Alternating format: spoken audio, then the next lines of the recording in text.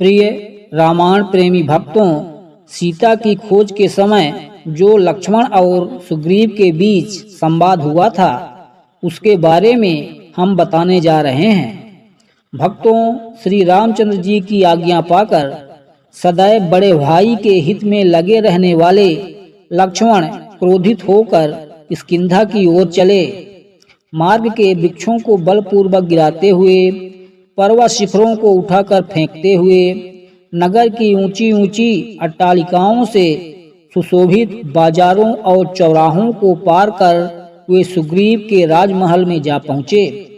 लक्ष्मण को अत्यंत क्रोधित देखकर सुग्रीव की सेना भयभीत होकर इधर उधर भागने लगी। लक्ष्मण सीधे सुग्रीव के रनिवास में पहुँचे। वहाँ पर मृदंग की ताल के साथ कोकिल कंठी कामिनियों के गायनों के स्वर निकल रहे थे। महाबली लक्ष्मण ने सुग्रीव के उस अंतःपुर में अनेक रूप रंग की बहुत सी रूप यौवन से भरी हुई सुंदर स्त्रियों को देखा। नूपुरों की झंकार और करधनी की खनखनाहट करती हुई पर स्त्रियों को देखकर शीलवान लक्ष्मण अत्यंत लज्जित हो गए। श्री रामचंद्र जी का कार्य सिद्ध होते न देखकर क्रोधित लक्ष्मण ने धनुष की टंकार की, जिससे समस्त दिशाएं गूंज उठी।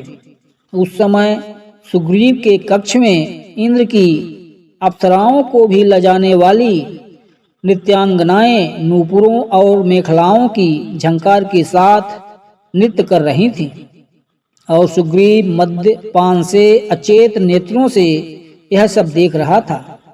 धनुष के टंकार की ध्वनि को सुनते ही नृत्य करने वाली रमणियां भयभीत होकर एक ओर खड़ी हो गईं।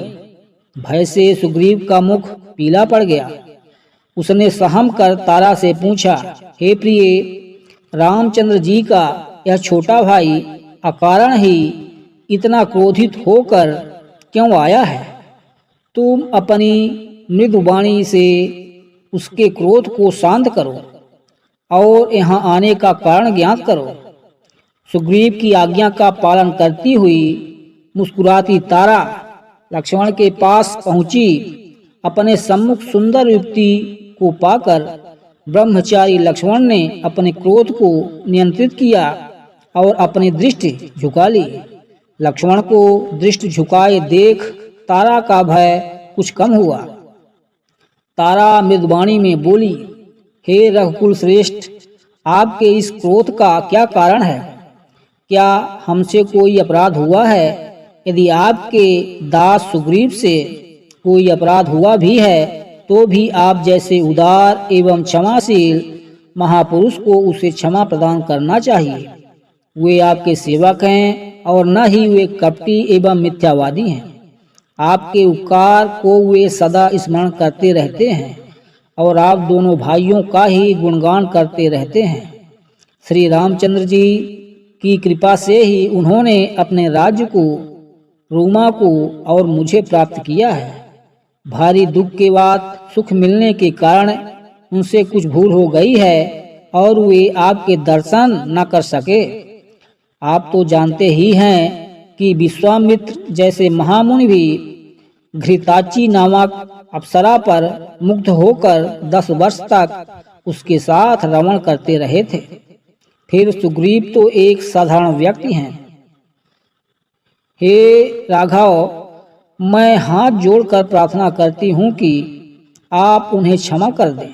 मैं आपको विश्वास दिलाती हूँ कि वे श्री रामचंद्र जी के कार्य के लिए राज्य का सुख मुझे, रूमा को और अंगद को भी छोड़ देंगे, और जब तक जनक दुलारी सीता जी को श्री रामचंद्र जी से नहीं मिला देंगे तब तक शांति से नहीं बैठेंगे। वानरों के सरदारों को बुलाने के लिए दूत भेजे जा चुके हैं। आज ही वे सब लोग आने वाले हैं। उन सब को लेकर वे आज ही श्री रामचंद्र जी के पास जाएंगे। आप क्रोध त्याग कर मेरी बात पर विश्वास करें। मैं कभी मिथ्या भाषण नहीं करती। तारा के वाक्यों से शांत होकर लक्ष्मण सुग्रीव के पास पहुँचे। लक्ष्मण के पहुँचते ही सुग्रीव अपने आसन से उठकर खड़ा हो गया। उसके एक ओर रोमा और दूसरी ओर तारा थी। लक्ष्मण ने क्रोधित होकर कहा, हे वानरराज, संसार जितेंद्रिय, दयालु और कृतज्ञ राजा का ही सम्मान करता है। जो किसी मनुष्य को सहायता देने का वचन देकर भी उसकी सहायता नहीं करता, उसे आत्महत्या जैसा महापाप लगता है। शास्त्रों में गौघाती, चोर और अपना व्रत भंग करने वाले के लिए तो प्रायश्चित का प्रावधान है, परंतु कृतघ्नता के पाप का कोई प्रायश्चित नहीं बताया गया है। उसे तो अनंत काल तक नरक की यातनाएं भोगनी पड़ती हैं। रामचंद्र जी ने तुम्हारे साथ जो उपकार किया है उसे भुला देना तुम्हारे लिए उचित नहीं है। इसलिए सुग्रीव, अब तुम्हें उस वचन का पालन करना चाहिए जो तुमने उन्हें दिया है।